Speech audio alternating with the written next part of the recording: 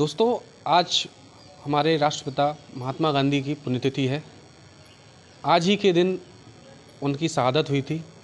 तो लेकिन उस शहादत के पीछे जो साजिश थी वो ग्वालियर से थी और इसीलिए उनकी मौत से ग्वालियर का बहुत ही गहरा नाता है। तो इसी बात से आज हम चर्चा करेंगे। हमारे बीच वरिष्ठ जानकार मौजूद हैं, देवश्री माली जी। तो आइए जानते हैं उनसे।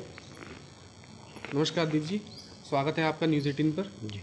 तो आप थोड़ा सा प्रकाश डालिए कि जो महात्मा गांधी जी हमारे राष्ट्रपिता हैं, उनकी उस समय पे मृत्यु हुई थी, तो उसकी किस तरह से साजिश रची गई थी और क्या कारण था, क्या था? देखिए, राष्ट्रपिता महात्मा गांधी अपने जीवन में वैसे कभी ग्वालियर आए नहीं थे और जब देश आज़ाद नहीं हुआ था तो ग्वालियर तभी से हिंदू महासभा का बड़ा गढ़ था।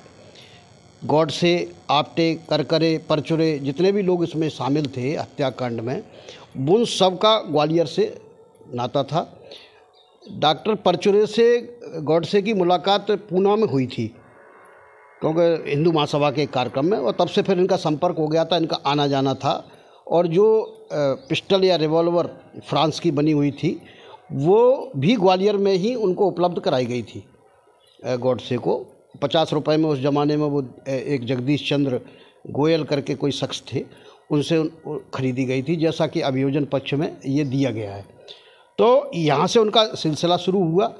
लेकिन पहले जिन लोगों का प्लान बना था कि हत्या 20 जनवरी को हो, और सब तैयार होकर चले भी गए थे, लेकिन 20 जनवरी का उनका प्लान फेल हो गया।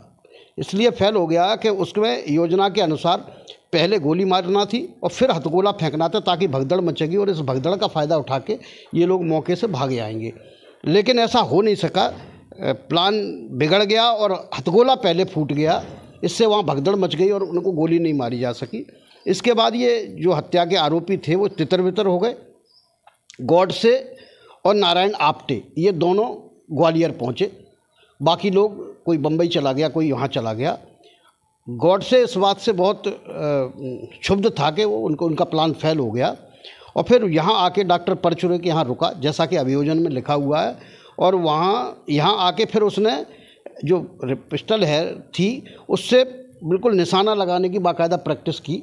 जो सिंधे की छावनी के से लगा हुआ नाले का एरिया था उस समय, स्वर्ण रेखा नाले का, वहाँ सुनसान जगह थी, वहाँ प्रैक्टिस की और पूरा एक फुल प्रूफ प्रोग्राम तैयार किया अपने दिमाग में कि इस बार किसी भी कीमत पर फेल नहीं होना चाहिए।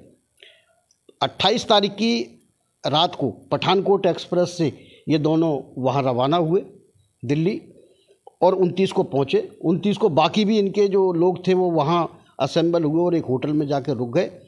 उसके बाद जो है 30 तारीख को जो हुआ दुर्भाग्यपूर्ण घटना घटित हुई, वो पूरी देश को पता है, पूरी दुनिया को पता है।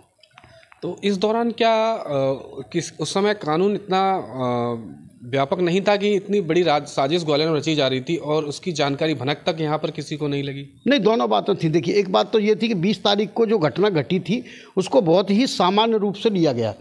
जो तत्कालीन गृह मंत्री थे वल्लभ भाई पटेल, उन्होंने महात्मा गांधी से ये आग्रह भी किया था कि आपकी जान को खतरा हो सकता है और आपके आसपास सुरक्षा व्यवस्था बढ़ाई जाना चाहिए। लेकिन महात्मा गांधी ने इसको वैसे ही रिजेक्ट कर दिया, कहा कि नहीं, हमारी कोई जान को नहीं है, हमें कौन मारेगा, हम तो देश के, हमारा पूरे देश हमारा है, हम सब देश के हैं, इसलिए हमारी जान को कोई खतरा नहीं है। और दूसरा, उसको भी किसी बड़ी साजिश के रूप में एक्चुअल में लिया ही नहीं गया था। आज जैसी माहौल देश में था नहीं, तब लग रहा था कि किसी से पटाखा फूट गया है और ये इसलिए हो गया होगा। तो उसको कोई भारी वजन, बहुत प्रभावशाली वो थे भी नहीं बने हुए बम, तो इसलिए उसको नहीं लिया गया। तो ये सब सामान्य घटना के रूप में चले गए और ये पूरे देश में घूमते रहे। चूँकि देश आज़ाद हुआ था और उस समय ग्वालियर का विलय भी नहीं हुआ था मतलब भारत सरकार के साथ। यहाँ तो एक तरह से सिंधिया स्टेट का ही शासन, ट्रांसफ़र का प्रोसेस चल रही थी, तो इस तरह की कोई खुफिया और ये सब चीज़ें थी भी नहीं। और फिर महात्मा गांधी ने खुद ही उसको बहुत लाइटली लिया था, इसलिए ये चूक हो गई। तो आपने जाना कि किस तरह से ग्वालियर को आज भी इसका दंश झेलना पड़ रहा है।